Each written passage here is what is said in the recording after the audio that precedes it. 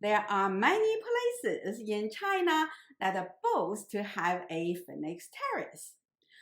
3 locations of the Phoenix Terrace are relevant to Li Bai and Du Fu's poems. Now, let me explain the connection among the 3 locations of the Phoenix Terrace. The one at Jinling, or today's Nanjing, is the one Li Bai visited and composed today's poem. It is indicated by the pink star on this map. Jinling is an ancient town. Its history can be traced back to the kingdom of Wu of the Eastern Zhou dynasty of 5th century BCE. In 495 BCE, the Wu king Fu Cai set up Yecheng, or smelter town, in the place. This was the place that forged the swords unearthed nearly 3,000 years later. This is one of the swords made for King Fu Cai. Here is a picture of another 2 of his swords. In 473 CE, King of Yue Goujian conquered the Wu kingdom and changed the name of the smelter to Yuecheng, or the Yuetang. Goujian also made several swords, which became legends later. This one is the best-known sword with the inscription of 越王纠浅制作用剑.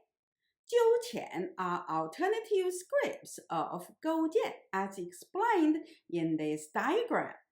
The inscription can be roughly translated as sword made and used by the king of Yue Goujian himself. It was unearthed in 1965. In 333 BCE, the king of Chu, Xiongshang, conquered the Yue kingdom and set up the Jinling County. This is the first time this place was named as Jinling, or the Hill of Metal. Apparently, the technology of forging swords and other weapons played a significant role in the raging wars between the Wu and Yue, as well as the expansion of the Chu kingdom after it took over the Yue kingdom. We don't hear much about the Jinling in the following century when it was under the rule of the Chu kings. The next time we hear about the Jinling was when the Chu kingdom was conquered by the first emperor Yingzheng in 223 BCE. A year later, the region around Jinling was taken over by the Qin general Wang Jian and renamed it as Kuaiji County. We know the Qin dynasty only lasted 14 years. After the death of the first emperor in 207 BCE, the remaining aristocrats from the 6 kingdoms quickly rised up against the Qin rule. The governor of Kuaiji, Wu Zhu, a descendant of the Yue's royal clan, joined a general from Chu named Liu Bang and fought against the Qin army. This general Liu Bang was the founder of the Han dynasty, who awarded the title of king to Wu Zhu in 202 BCE. In the following 400 years of the Han dynasty, the place changed hands many times as a fiefdom of different kings.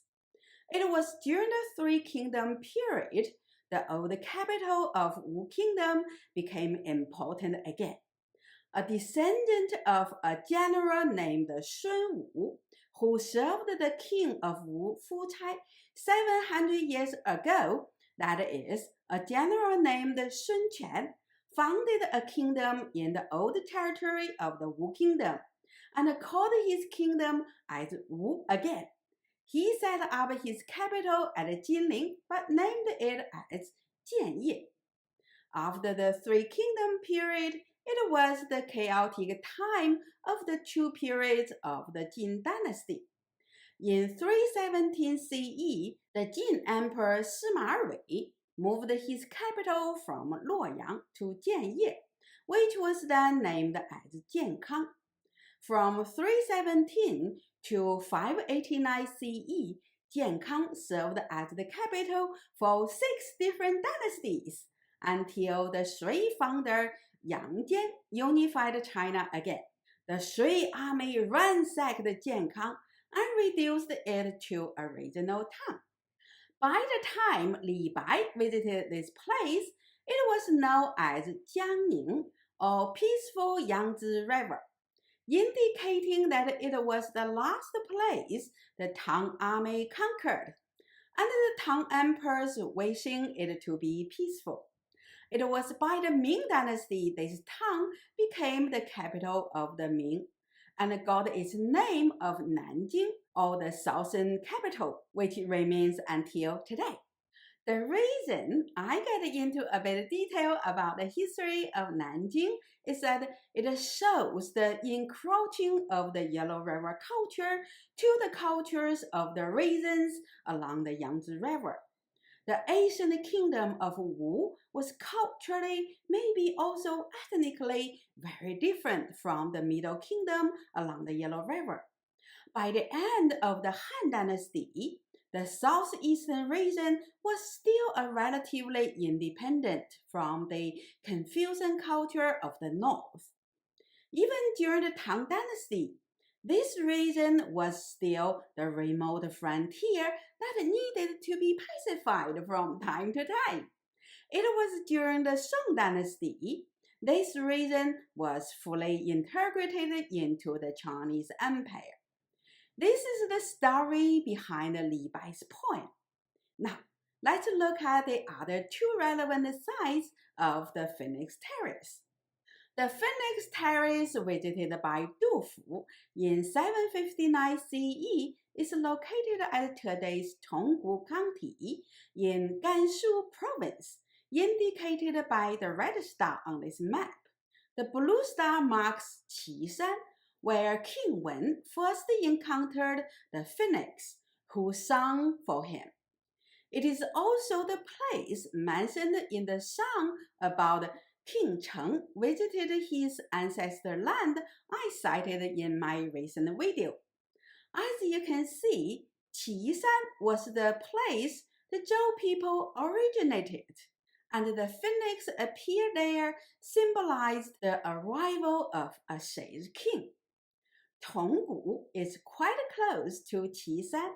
No wonder the Phoenix Terrace there reminded Du Fu of King Wen. Now, let me just read Du Fu's poem and our translation. I'm Dr. Gao, a philosopher specialized in classical Chinese philosophies and poetry, professional ethics, and philosophy of medicine. I make videos about classical Chinese poetry, Chinese history and philosophies, and the philosophy of traditional Chinese medicine. Please click the like button and subscribe my channel. Your support is very important to me. I enjoy talking to you on this topic, so please join me for the discussion on any related topics. If you have any question, please contact me. Here's my email address. Thanks for watching my video, and I'll see you next time.